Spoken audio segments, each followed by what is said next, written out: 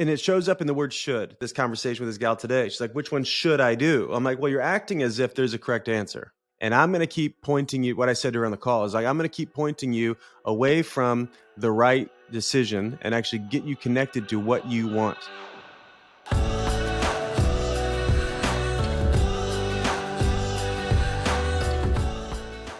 Is there a place in life or business that you feel stuck? Then this conversation is for you. Hello, my friends. My name is Chad, and this is the Naked Leadership Podcast, high-stakes conversations for relentless company founders. My co-host and I have over 6 decades of combined experience in leadership coaching, and this podcast is where we explore it all. There is no conversation too risky. This week, Adrian and I sit down to talk about the choice of being stuck. That's right. I said the choice of being stuck. So if there's a place you feel stuck and you want to stay stuck, then don't listen to this conversation. Everyone else, here we go down the rabbit hole. Adrian, how are you, brother? Hey, man, I am great. So glad to be here. Glad to be with you. Love this conversation. Love these people. Hey, guys. Hey, guys. Hey, a couple of housekeeping items. First, the negotiation quiz, negotiation.takenewground.com. Go there, find out your negotiation style, answer 15 easy questions. You can do it in under 5 minutes. Do it. And the information that you'll get is invaluable. As we've been talking about, it's been a running theme in the podcast for the last few episodes. Negotiation is the heart of leadership, meaning every conversation you are engaged in as a leader is negotiation. It is the result. Everything you have in your leadership, in your company, in your family, with the relationship with yourself is a result of how you are negotiating. So you might want to find out what your style is. Yep. You can go there now, negotiation.takenewground.com. You can answer the questions, take the quiz, get the result, find out your strengths and blind spots, and be connected. We also have a 30 email drip that comes after that you get to explore the idea of negotiation in.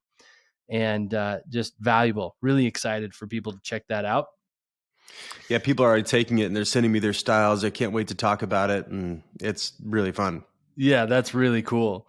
So that's housekeeping item number 1. Housekeeping item number 2, Dan is not with us again, and we want to acknowledge his absence. He is taking a really beautiful moment with his wife, Eileen, son and daughter-in-law. They're going to Hawaii. We were all in attendance to the memorial for Eon this past weekend. And that was one of the most transformational experiences of my life. Yeah. It's been hard to describe. Yeah. You know? Yeah. I don't know how to describe it. I do know what affected me. I do know some of the things that affected me so deeply. And to see Dan's son, stand in that way in a moment of such deep loss, and the words that he shared, for me, just like opened up so much possibility. Yeah. How we relate to each other, how we can live this life, what matters, what doesn't matter, what faith can be, which is really interesting. You know, that's something we don't talk about on this podcast a lot, faith and our journeys in faith. And I've had an interesting one. You've had an interesting one. And it just, just my mind was open to like, oh, I have really put faith in a box. Yep. And anyway, this is a long housekeeping conversation. Dan's not with us. We miss him, but we're so grateful for the healing. Him and his family are going to Hawaii. We're spending 2 weeks out there, massages on the beach, horse riding on the beach, connecting, getting grounded. And we're so grateful they get to take that time. Yeah. I was just about to say, we should just make a whole episode of this intro, because I've got lots of conversations about faith. Faith in the non-religious sense. What the hell is faith, and how are none of us atheists? Anyway, take that back. Take that back. No, I'm just kidding. Well, great. So let's dive in. I've got, I'm stuck. You are? Oh, poor thing. Yeah, I'm stuck. I don't Mhm. know what to do. I'm deciding whether or not to make nachos or burgers for dinner. And I'm stuck. I don't know what to do. I don't know how to make a decision. Mm-hmm. Yeah, as we were jumping on this, we pulled a last minute audible, which we do sometimes. Chad always brings great conversation topics to the table, and I just got off a conversation today with a brilliant woman, and it was just one of these random connections via LinkedIn, and somebody I knew her, and she decided to reach out, and the conversation that she wanted to have, I was unwilling to have, because I wanted to illuminate and jump into the context that she was having her conversation in, which is kind of a wordy or like a big idea. I wanted to zoom out and catch the water she's swimming in, because if she could catch the water she's swimming in, then the answer to her question or her dilemma is the solutions is quite apparent right away. But she was there to kind of solve a problem instead of reorient herself. Yeah. So Well, really, to solve a symptom is what she wanted to do. right on, right Yeah. on. And I Yeah. So thought, man, it's, this is a great conversation for people, because I mean, everybody listening to this is very capable and very brilliant, mm-hmm, and mover and shaker in the world. And she mm-hmm. was having an experience, and I think everybody has this type of experience where they kind of feel stuck. And the dilemma is when we move from feeling stuck to being stuck. Yeah. And she was being stuck, and she thought she was just feeling stuck. What's the distinction? What is the, I don't get, what do you mean? Being Well, and feeling. yeah. So feeling stuck, I mean, okay, good. So feeling is having the sensation of paralysis when faced with a decision. Yeah. And even it's in some ways, it's like being overwhelmed by what occurs as complexity. And there are a few, if not a few dozen, variables in that conversation. And sometimes the volume of variables is, and my relationship to the volume of those variables actually gives me the sensation called stuck. It's a feeling. Mm-hmm. Um, and it's really fear. It's really vulnerability. Mm-hmm. And so that's a feeling stuck. Yeah. If we decide to take that on, like she had, like that Yeah. she was stuck, and that's what people say. They don't say I'm feeling stuck. They say I am stuck. Mm-hmm. Right. So that illuminates the fact that even they linguistic, they say actually what's the truest thing. Like I am a thing, like I am a feeling. Yeah. I am stuck, and which is actually now a practice of being stuck. So what she was doing, Yeah. I was just one in a line of people that she was calling up to getting their advice, Yeah. which is like a really glorious way to be stuck. Because now I actually look like I'm in action. I'm going in, I'm asking really smart people what I should do. And that's what she kept saying. Like, what do you think I should do? And I said, well, first off, I'm not answering that question. What? You're not answering. Well, you've got a tendency to give the other people in your life the keys to your life. So I'm not here to be your guru. I'm not here to give you an answer. Yeah. I'm here to Did she invite ask for her you. money back at that moment? It was free call. So, I would have given it to her. She didn't ask, but I would have given it to her. So anyway, I can keep going, but that's the distinction between like I'm feeling a certain way, and then I actually take that feeling and I start to practice this feeling, and so I become what I'm feeling. And actually, we complain about the feeling, but we set it up into perpetuity. Like I'm like now practicing this thing. Yeah, And there's so a she level of crafted her own belief there. dilemma. There's a level of belief there, right? Like, I 100%. say I feel I say that I feel stuck, and then I can believe that I am because I feel that, right? Yes. And that belief, the belief is so interesting because belief is the start of evidence making. Yes. Yes. So when belief occurs, then I don't really have a vote in this. Naturally, my brain starts to find evidence for what it is that I believe. Mm-hmm. And so that's interesting. So when people claim they're stuck, they are stuck. The distinction that I think we're working towards, though, is that they are choosing to be stuck.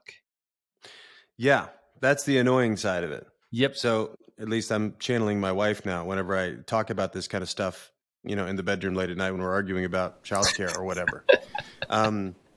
The annoying side of it is, let's say I am stuck. Let's say I'm feeling stuck and then I am stuck. Now, what's the source of the stuckness?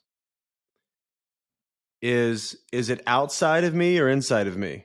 Because you're saying you're choosing stuck. Yeah, what people are going to say is that I have two or more choices, and all of those choices are either really great or they all equally suck ass.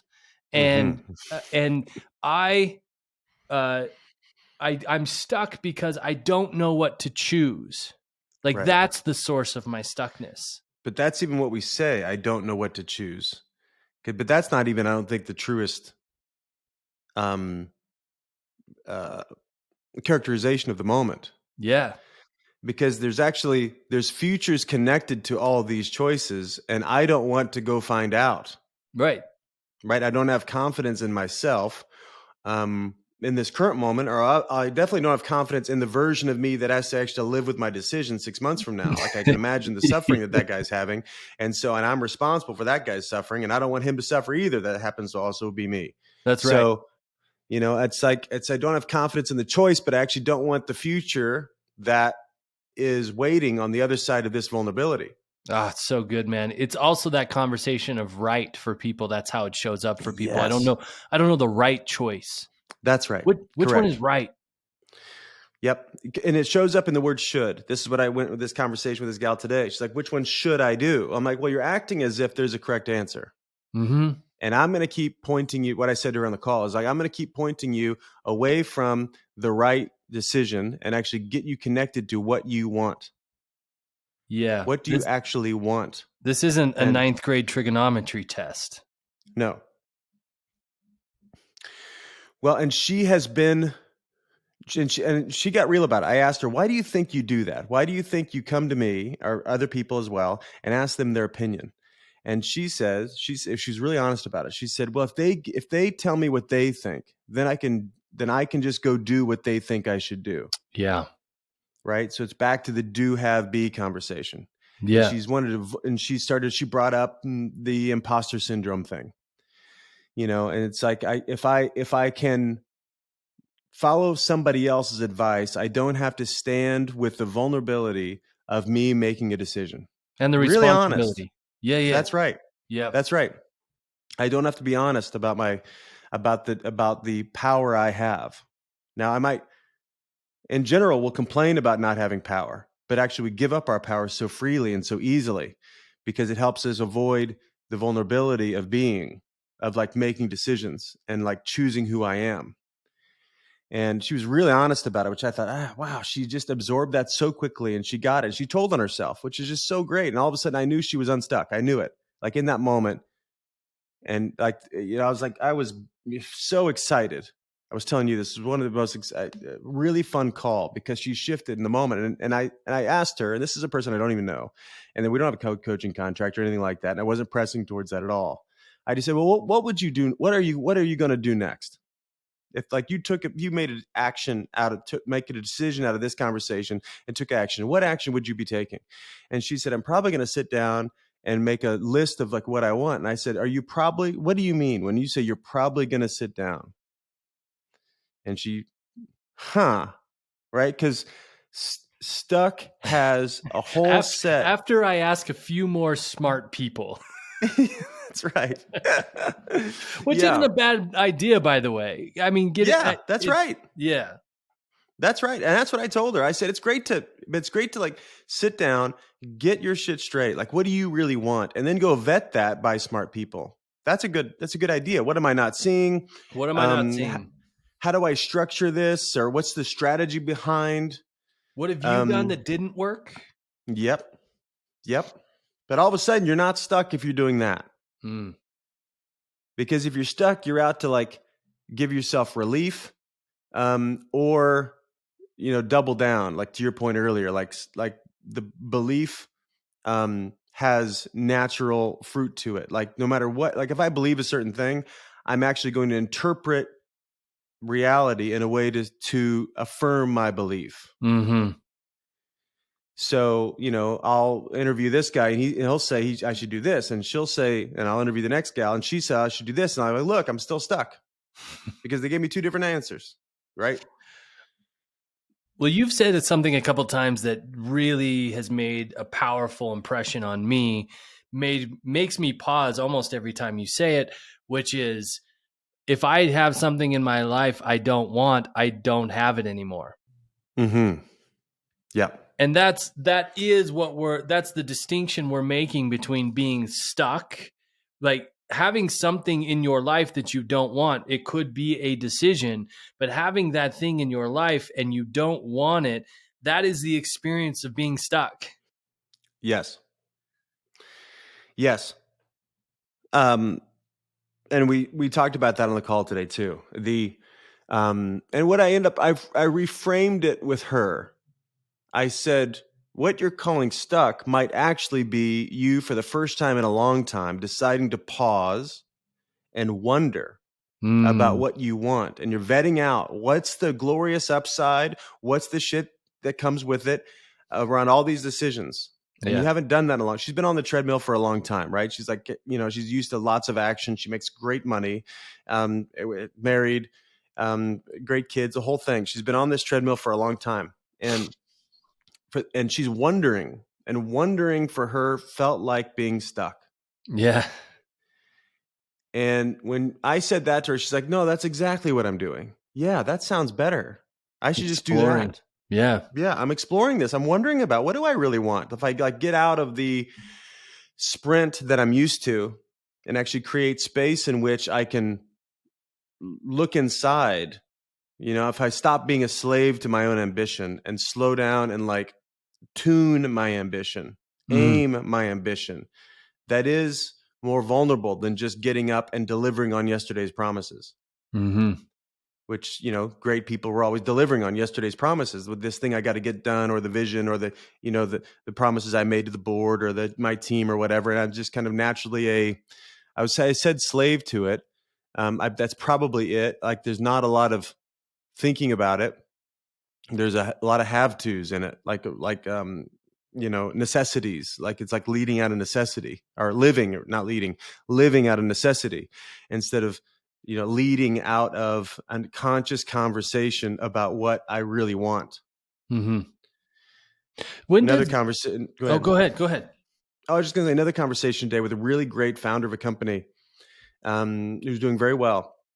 And this person is in a new place of deciding if she wants to run this company anymore, and like finally got real that she doesn't in this certain way. And she never said that out loud before. And she felt a lot of relief by like, either we're going to get this shit straight in the next 6 months, or I'm going to quit, or we're going to sell it, or I'm going to liquidate the thing and go sip Mai Tais. And she felt so much relief of the last conversation. It was like, that's what I said to her. I said, well, I'm glad. I'm really glad, because there's like this one last conversation you were unwilling to have with yourself, that quitting might actually be a virtue.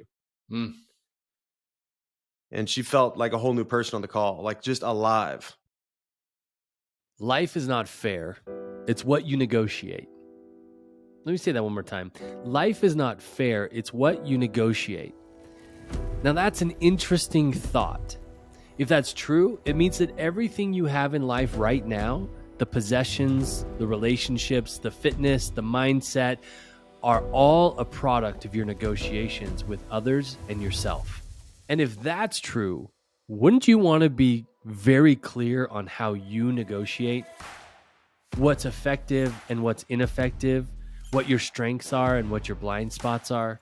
It is, after all, producing all the results in your life. So here's the deal. We put together a 15-question quiz that you can take in 5 minutes or less and find out exactly what your negotiation style is. The results of this quiz will give you insight into your strengths and blind spots in negotiation. It will also give you insight in how you can accentuate those strengths or compensate for the blind spots. Think for just 1 second with me all of the conversations you're having in your life. Think about compensation or advancement conversations with people on your team, discussing financial decisions with a partner, or just getting your kids to get their damn shoes on so that you can leave the house. All of these conversations are negotiations. This simple yet powerful tool has the potential to reinvent the way you get what you want in every aspect of life. Go to negotiation.takenewground.com right now, or click the link in the description of this episode and find out what negotiation style you embody. You can thank us later. Now back to the show. I think there's if anybody listening is like me, what I make up or what I fear is that my exploration can turn into avoidance or delay, but I can convince myself like I'm exploring. Mm-hmm. When does exploration or contemplation, when does that turn into avoidance? There's probably a window where if I keep it in isolation, I don't know how long that would be.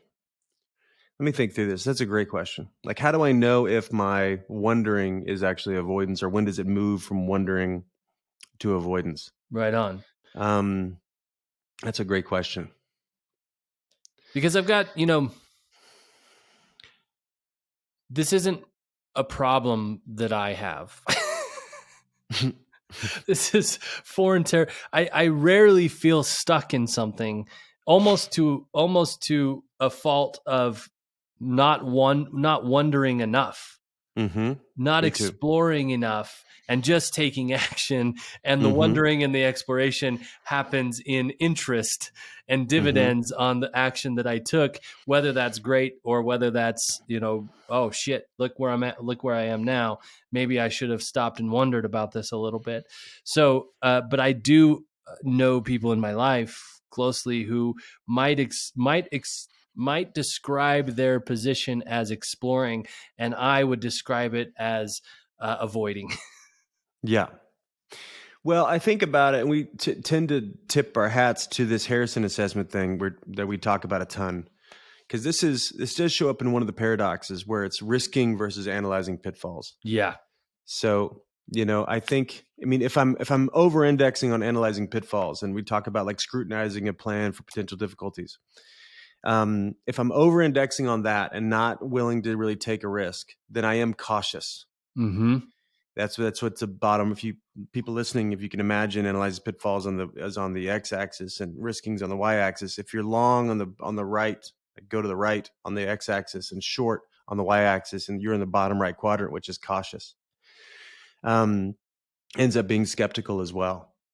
So I would say to your question of when is exploring avoidance, it's probably a really short window. Yeah.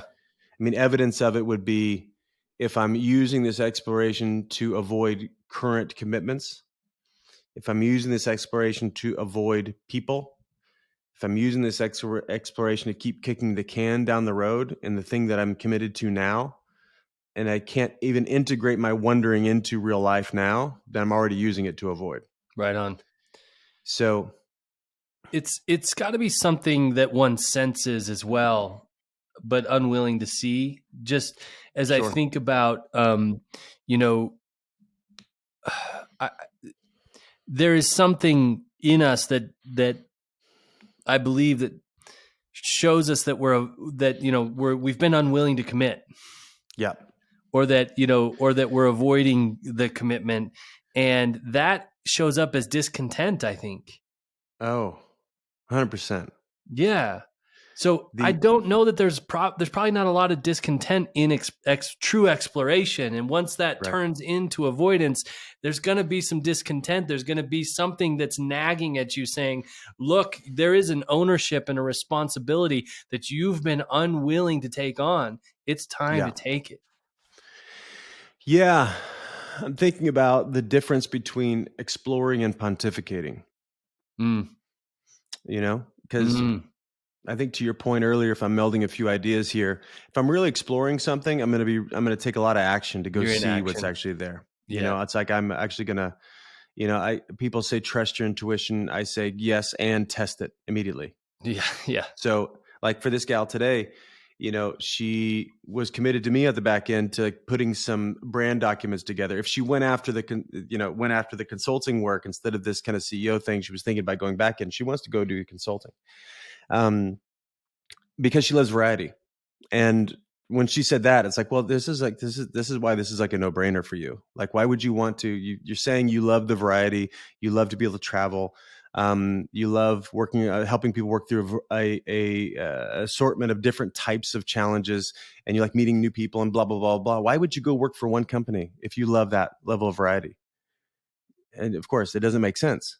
And so, the the action step on the back end was to sit down and create some brand documents about what she's doing now, which is consulting already. And so now she can scale that up.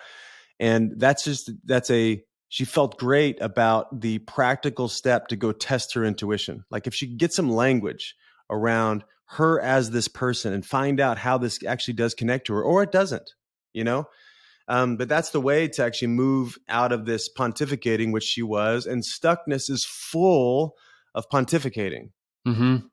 because I'm entertaining ideas instead of going and trying on ideas. And I'm, really busy thinking about millions of scenarios instead of going and being a scenario. Yeah. And she's going to go do that. I'm sure she's going to come out and feel great about it, because Yeah. it's like her values on the paper.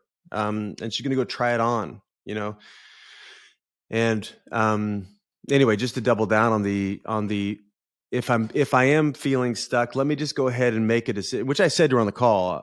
And this might be annoying that I keep referring to the call. Sorry, listeners. The uh, you can always make the other choice.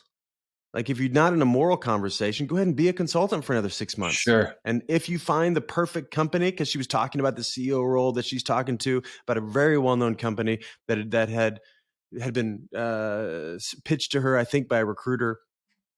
And, she was naturally wanting to talk to the founders of this company, and the founders were really kind of skittish and hard to get a hold of. And I said, why would you already know you don't want to work for a company, run a company that you can't talk to the founders, and they're avoiding you now.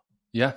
They don't even want to talk to you now. Why would you ever even entertain why would your level of your own view of yourself, why would you lower it so far that you have to dismiss that type of behavior? And not that that's even wrong. It's just not what you really want. Sure. Yeah.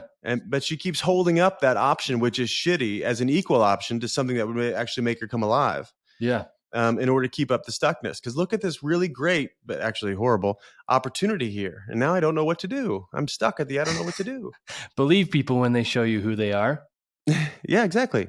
Yeah. Exactly. So this is interesting too. And you and I kind of talked about this a little bit before we hit record, but I want to bring this element into it.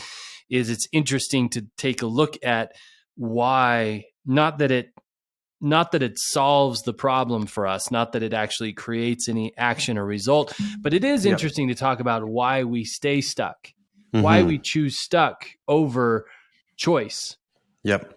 And I love that you talk about, because this is a conversation I have with my clients consistently.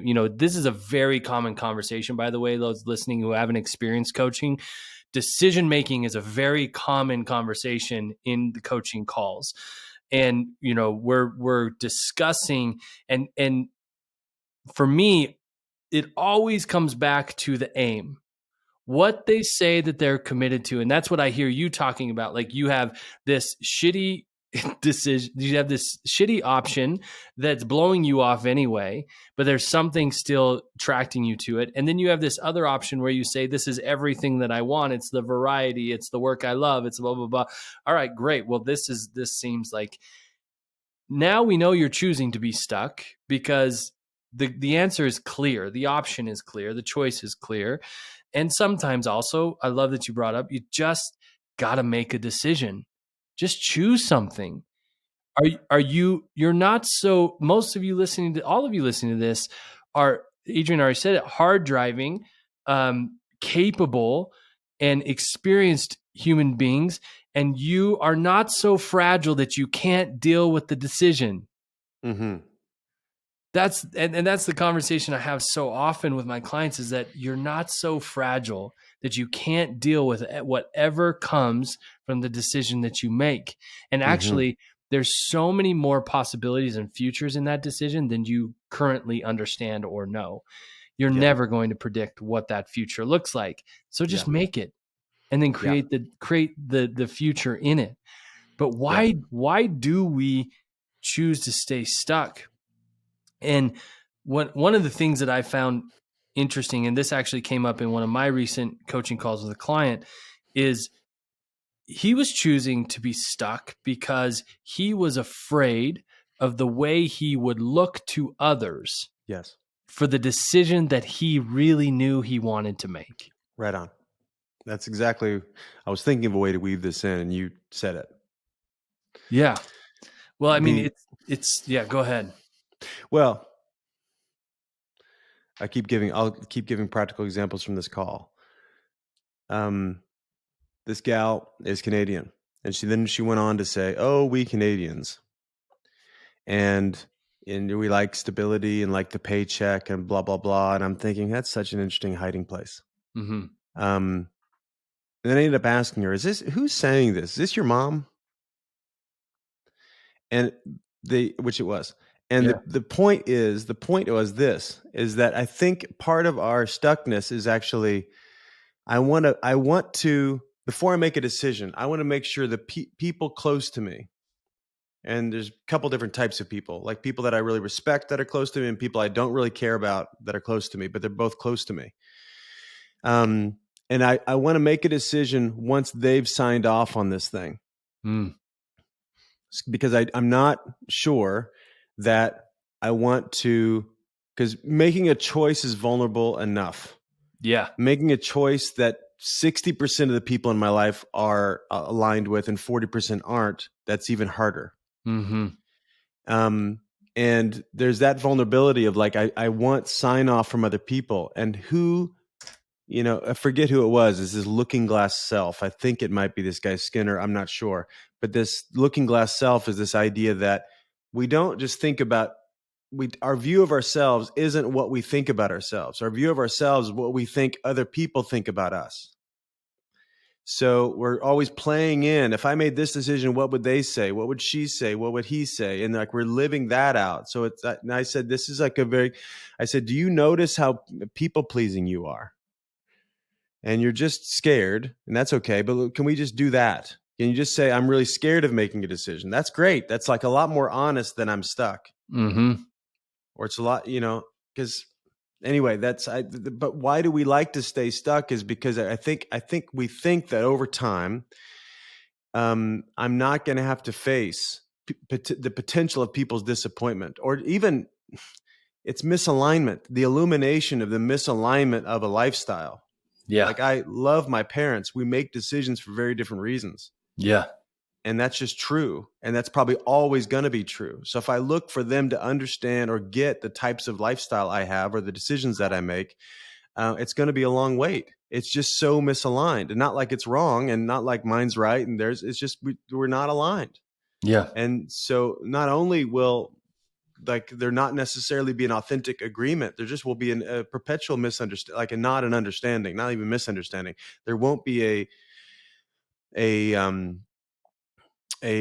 clean, there's a word I'm trying to find. They're not going to get what I'm doing, period. And that's okay. But I'm not a fool. I am lying to myself if I want anybody else to really understand why I'm doing what I'm doing. Mm-hmm. And I think we do that to deal with our own vulnerability, to do with our own insecurities, to avoid, that really tenderness that all of us have inside of us, that we're really looking for people's approval all the time, that human Sure. beings, alive human beings have this kind of tenderness inside of us. Even the most type A, driven, ambitious, knock through a wall folks, there's a part of us that is always going to really care about Mm-hmm. what other people think. Mm-hmm. And people love to like bang their chest and say, I don't care what people think. And those people are usually on the verge of sociopaths, because you ought to care about what people think. It's just that if other people's opinions are running my life, I'm not going to have the life I want. I'm going to blame other people for it. Yeah. Yeah. Do you, again, are you choosing where other people's opinions matter and where they don't? Right. Mm-hmm. Because if you're producing a product or a service, which everybody listening to this has, by Mm-hmm. definition, that's, you don't have a company if you're not producing something, and Mm-hmm. you have to care what other people think in order to produce something valuable. Mm-hmm. You have to. Yes. Yes. If you don't, you will create in a silo, and it will be a Led Zeppelin before it even gets off the ground. Right. So at some extent, you have already practiced this. You have chosen Mm-hmm. you have decided to know, or you've decided when other people's opinions count and when they don't, or Mm-hmm. when they're, all of the, and I'm just thinking now as we wrap this up, like an invitation is to think about, and I'm doing this for myself right now, kind of a self inventory, is like, what am I holding off on? What am I not Yep. doing? Where am I keeping myself stuck? Where am I choosing to be stuck because of what somebody else thinks of what I might do? Mm-hmm. Right? Think about other founders in your space. Are they Yep. going to think you're crazy? Yep. Think about the people on your team. How much do you allow what they think of you to dictate your decisions, and that keeps you stuck? Mm-hmm. Just like Adrian, I wanted to come back to this, and I think this is the perfect point to do that, is because I thought it was such an interesting, and we skated right past it, was to trust your intuition and then test it. This is the Mm-hmm. place to do it. Yep. Most people don't, or not most people, sorry. You can make the mistake of having the intuition of the decision that you really want to make, the choice you want to go after, and you stifle that because you might look like a crazy person testing it. Yep. Yeah. And I just say, go ahead and be crazy. Yes, You know, please. Please be just crazy. be crazy. Be crazy. Go ahead and otherwise you're going to live with a level of despair. That's Mm, just what comes. And that's not a common word people use. I use it every day, but because it's like one of the chief human experiences, and it yeah. comes from self-betrayal, and also not a term people use all the time. And I use it every day, Yeah. where it's like, we're just living inauthentically, and Mm, we'll think it's our amount of sleep we've had, or, the season of the market or whatever. But no, I'm just not that honest with myself. mm-hmm. And if I want something new in my life, there's usually a handful of conversations that you're not being that honest with yourself about. And it's okay. But if you're used to driving yourself, and being so self-critical that you don't really give yourself room to explore, and out of that potentially fail and mess shit up, and look like a fool and sound like a crazy person, then that's like the work. It's like you don't have that much internal stability where you can take on these types of bumps in the road in stride. So yeah, that's the place to go practice this stuff. So go be crazy. It's great. Go be crazy, and be crazy hopefully in a healthy way. Yeah. And don't have to like devastate and blow shit up and ruin relationships and that kind of thing. But like, if you've got an inkling, go ahead and trust that thing and bring it out to the surface. I was maybe I'll wrap here. I got an interesting question today as I was on this interview, and the guy said, what advice would you have for 18-year-old Adrian? Yeah, that's a kind of a fun question. Maybe it's one that's been asked a million times, but my answer today was, and I think it connects to this idea. If I could go talk to myself and I had a minute to give myself advice, I would say, go find someone. For me, go find a guy and tell him everything. Like all your hopes, all your fears, all your interests, all your concerns, find one person in your life and go be 100% honest. Go to the depths of your vulnerability and practice being vulnerable, and realize that after that, you don't die. You actually come more alive. And there's like nothing that it can't be talked about. And this whole stuckness, there's conversations that you're stifling, that you're not willing to have with yourself, and you're calling it stuck so you don't have to really explore it. And you're looking for a rescuer, and really it's you who needs to rescue yourself. Yeah. You got this. You're strong. You can deal with whatever the decision brings. And that's empowering. That's being dangerous in this world. And knowing how to tame that danger is knowing that you have the resiliency and strength to come whatever, or to handle whatever comes. Amen. So great conversation. Thanks, brother. Awesome. Thanks, Chad. Bye-bye, everybody. Well, my friends, thank you so much for joining us for another episode of the Naked Leadership Podcast. As a heads up, every Friday we post a Cliff Notes version of that week's conversation with all the highlights in under 5 minutes. Check that out for a quick and powerful reminder of the principles discussed. I hope this conversation has been valuable to you. If it has, the greatest compliment you could pay us is sharing it with somebody who could use it. Thanks so much for listening, and until next week, bye-bye, everybody.